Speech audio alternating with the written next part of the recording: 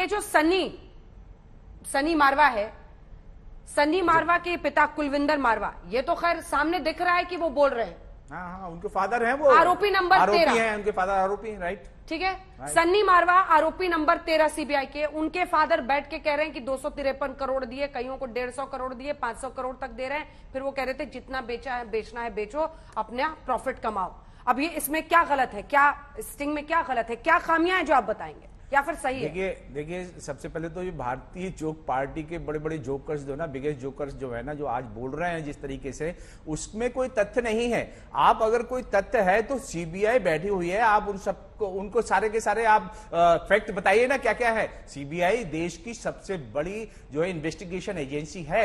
हाँ। आप उसके पास जाकर के, उसको आपके पास है, वो तो आपके हाथ में ही है, आप तो मैनिपुलेट कर चुके हैं कई बार। आप जाकर के जरा उनको बताइए ना कि ये स्टिंग ऑपरेशन के अंदर ये बात की गई है, और ये जो इसमें सच्चाई तो बिल्कुल भी नहीं है। ये भारतीय जाहिल पार्टी जो है अपने नेताओं को जिस तरीके से इस्तेमाल कर रही है, उनकी खुद की हंसी उड़ाई जा रही है। आज आप देखिएगा पूरे देश के अंदर जो प्रॉब्लम है उसको तो उन्होंने पूरा दरकिनार कर दिया है। जो हमारे देश के अंदर जरूरत ही नहीं है जिन सबको बात करने की, और उसके ऊपर हमें वैश करने की जरूरत नहीं है, वो बात कर रही है, और उसका जवाब आप ले लीजिएगा। ये जिस तरह का स्टिंग ऑपरेशन किया गया है, उसके अंदर जो बातें की गई हैं, वो सीबीआई ने पूरी इंक्वायरी की है। उसके अंदर 144 करोड़ 30 करोड़ उसके बारे में कोई जिक्र नहीं किया है। क्यों? क्योंकि एलजी साहब ने 3 बार उस पॉलिसी को मॉडिफाई करके भेजा है और फिर अप्रूव किया है।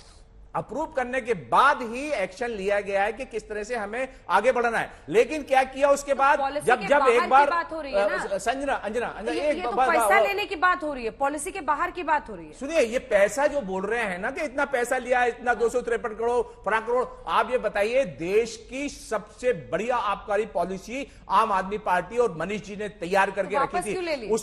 उससे देश को, दिल्ली को कितना फायदा? 3,500 करोड़। देखिए वो क्यों वापस की अंजना जी? आपको पता है क्यों वापस की गई है? इतना ज्यादा प्रॉब्लम क्रिएट कर दिया गया था कि वो जो आने चाहिए थे, जो सप्लायर जो देने थे, जो गवर्नमेंट को हटाने के बाद जो प्राइवेट को दी गई थी, वो सारी की सारी जो है उसके अंदर इतने अड़ंगे लगा दिए गए कि वो काम ही नहीं कर पा रहे थे, और बेचारे वो उनको विड्रॉ करना पड़ा। जब विड्रॉ करना पड़ा, जो उसके अंदर कॉन्ट्रैक्ट के अंदर पैसा था, उसके अंदर उन्होंने जो जमा किया था एडवांस, उसको वापस किया 144 करोड़। और वो सिर्फ इस वजह से कि एलजी साहब ने फिर 3 बार के बाद अप्रूवल करने के बाद चेंज कर दिया फिर, और उसके बाद फिर कितने ज्यादा चेंज करने की कोशिश की गई उस पॉलिसी को। क्यों? सबसे बड़ी बात मैं अंजना जी बताना चाहूंगा, उसके सबसे बड़ा जो अंडरलाइंग रीजन है वो ये है कि हरियाणा और यूपी के जितने भी लोग थे वो दिल्ली आकर के वो लेके जाना शुरू कर दिए थे शराब, और उनका जो माफिया गैंग था वहां एनसीआर के अंदर,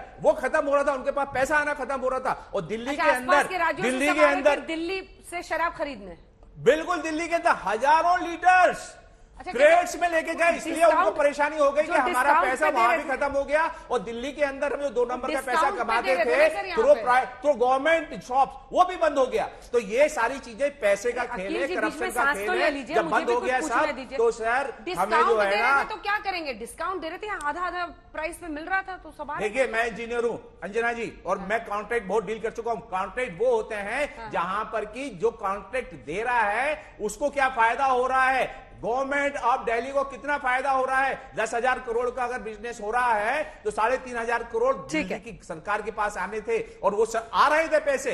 इनके पास जो 2 नंबर के पैसे थे वो बंद हो गए थे आना, इस वजह से ये सब कुछ सारी चीजें जो उन्होंने की है ना, ये जो जिस तरह का प्रॉब्लम क्रिएट कर रही है, उसी वजह से। की बात का जवाब ले रही हूँ, आपका 2 नंबर का पैसा बंद हो गया था, हरियाणा वगैरह के जो शराब माफिया थे, ये जो बीजेपी और कांग्रेस का, दोनों का, बीजेपी और कांग्रेस, क्योंकि इतने सालों से पैसा आ रहा था, वो पैसा बंद हो गया।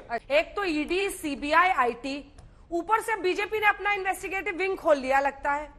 कौन सा स्टिंग ऑपरेशन सर? बैठ के गाड़ी में सामने से अच्छे से शूट हो रहा है सर, स्टिंग क्या है इसमें? बीच बीच में रूफ दिखा रहे हैं, फिर चेहरा दिखा रहे हैं, फिर ऊपर। पहले तो मैं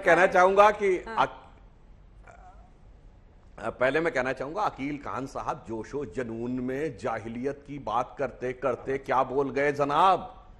कि अगल बगल की जगह से आकर सब शराब यहीं से खरीद रहे थे। Yes. मतलब दारू की गंगा बह रही थी यहां पर। उसके बाद ये भी बोल गए कि नंबर 2 का पैसा खत्म हो गया, यानी मान लिया कि नंबर 2 का पैसा जा रहा था। बीजेपी सब दारू के कांग्रेस बिजनेस का, में सर। नंबर 2 का पैसा होता है। बीजेपी कांग्रेस जनाब आप क्या बोलते चले गए, आपको ध्यान ही नहीं रहा।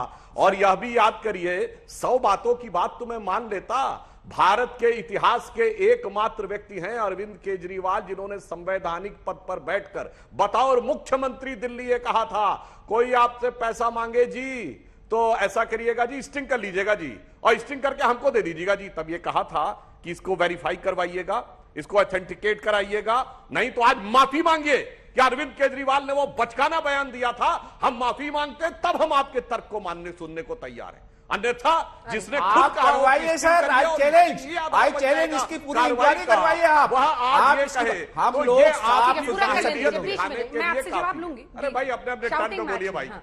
मैं आपकी बिल्कुल शांति से सुनता रहा। जरा अरे सर, अपने पहले अपने तो टर्न पे बोलिए कृपया। सुधांशु आप जी। जाहिल जलील जो भी कहते रहे मैं चुपचाप सुनता रहा, अब आप अपने टर्न का इंतजार करिए।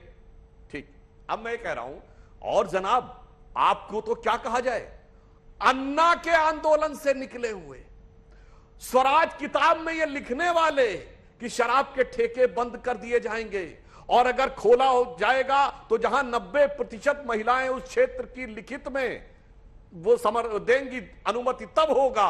और वो आज कह रहे हैं, उनके समर्थक आज कह रहे हैं, हमने तो इतनी शराब की गंगा बहा दी थी कि अगल बगल से लोग आने लगे थे। और फिर जाकर बापू की समाधि पर, यानी जो शराबबंदी के लिए जीवन भर वो लगे रहे और जिनका जन्म जयंती पूरे देश में ड्राई डे होता है, दारू के आरोपी जाकर बापू के राजघाट पे जाके अपनी सफाई दे रहे थे।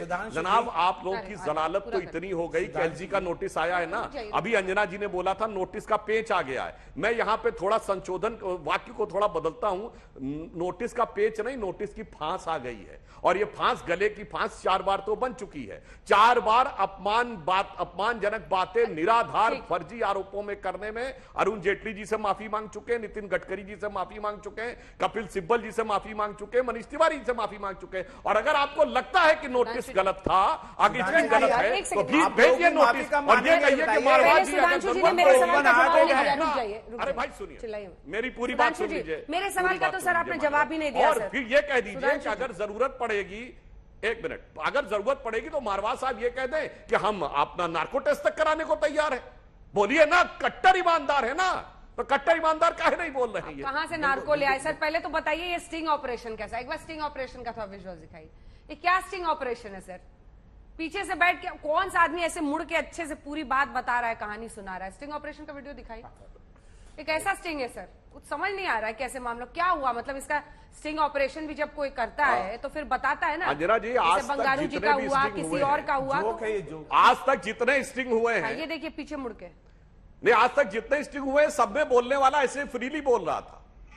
वो कहीं ना कहीं इस गलतफहमी में रहता है कि उसकी आवाज नहीं रिकॉर्ड हो रही। एक नहीं, आपने 4-5 दिखाए, 100 से ऊपर स्टिंग हुए जिसपे लोगों को सजाएं हुई है। इसको नौटंकी कह रहे हैं सुधांशु जी। और मैं तो इनके लिए कह रहा हूं ना, हम स्टिंग की क्रेडिबिलिटी की बात नहीं कह रहे हैं। ये तो ये कहते थे ना स्टिंग करिए, और ये इनका आधिकारिक बयान था बतौर मुख्यमंत्री। तो आज उसके लिए माफी मांग ले, तब हम इनसे डिस्कशन करने को तैयार हैं।